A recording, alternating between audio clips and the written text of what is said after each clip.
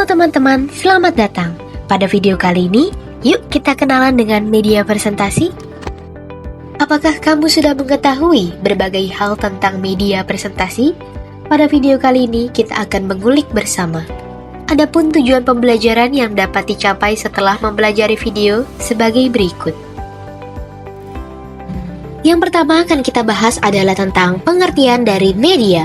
Menurut ACT, media adalah suatu bentuk saluran yang dipergunakan untuk menyampaikan pesan atau informasi. Dan yang kedua adalah pengertian dari presentasi. Menurut Sanjaya, presentasi adalah suatu metode pembelajaran dengan cara penyampaian melalui penjelasan informasi oleh penyampai pesan. Dan yang ketiga adalah pengertian dari media presentasi. Menurut Richard, media presentasi adalah kombinasi antara teks dan elemen visual untuk meningkatkan pemahaman dan retensi informasi yang disampaikan. Setelah kamu sudah mengetahui apa pengertian dari media presentasi, maka selanjutnya tahukah kamu apa tujuan dari presentasi? Tujuan presentasi yang pertama adalah menyampaikan informasi. Tujuan yang kedua adalah untuk menyampaikan ide atau gagasan.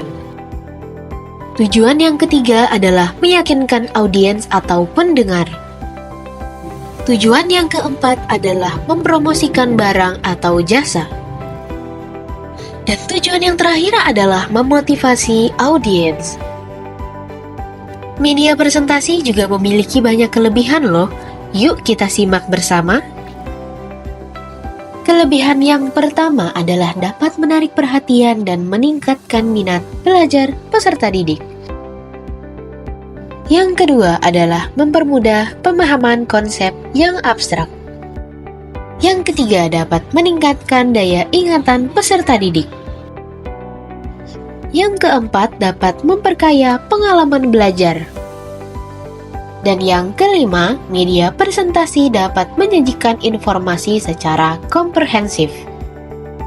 Di balik kelebihan yang dimiliki, terdapat kekurangan yang meliputi media presentasi. Apa saja? Mari kita simak bersama.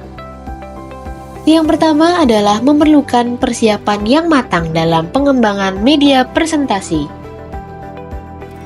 Yang kedua, dibutuhkan biaya yang cukup tinggi dalam pengembangan untuk penggunaan perangkat atau peralatan tertentu.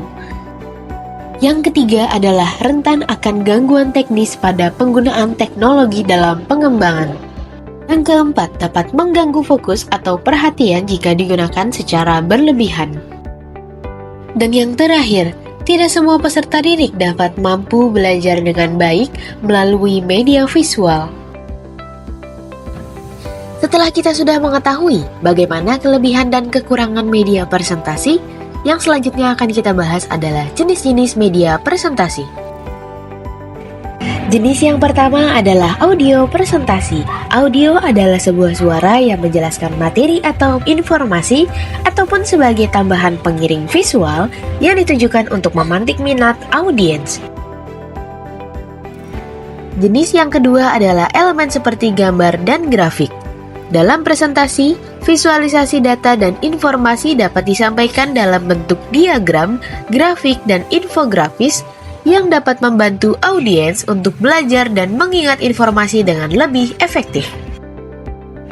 Jenis yang ketiga adalah slide presentasi. Slide presentasi adalah materi yang dipresentasikan dengan berbasis digital berupa halaman yang berisi informasi, data, ide, dan juga konsep. Slide presentasi biasa ditampilkan dengan menggunakan perangkat lunak seperti Microsoft PowerPoint, Google Slides, atau aplikasi presentasi lainnya.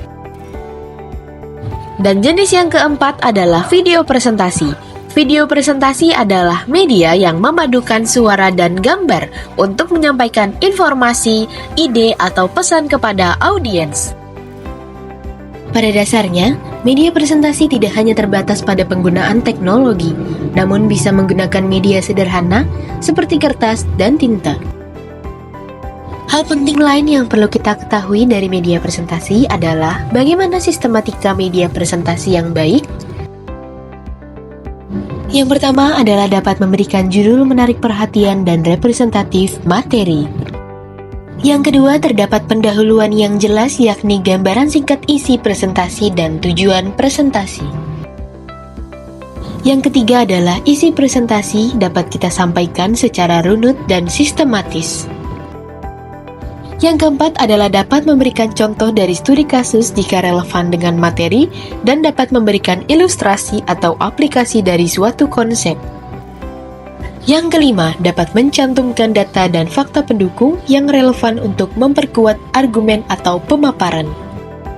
Yang keenam, dapat mencantumkan grafik atau visualisasi yang dapat membantu audiens untuk memahami informasi dengan lebih baik. Yang ketujuh, dapat mencantumkan video atau multimedia jika diperlukan. Yang kedelapan adalah memberikan ringkasan terkait dengan penyimpulan ulang poin-poin utama yang telah disampaikan. Yang kesembilan adalah penutup. Sampaikan pesan utama dari presentasi yang sudah disampaikan, berikan tindak lanjut bila relevan, dan ucapkan terima kasih kepada para audiens. Dan yang terakhir adalah mencantumkan daftar referensi atau sumber informasi yang digunakan dalam presentasi atau mengkaji suatu materi. Sekian penjelasan dari tim 1 mengenai berbagai aspek yang terdapat dalam media presentasi. Semoga video ini mudah dipahami oleh teman-teman. Terima kasih, salam hangat dari tim 1.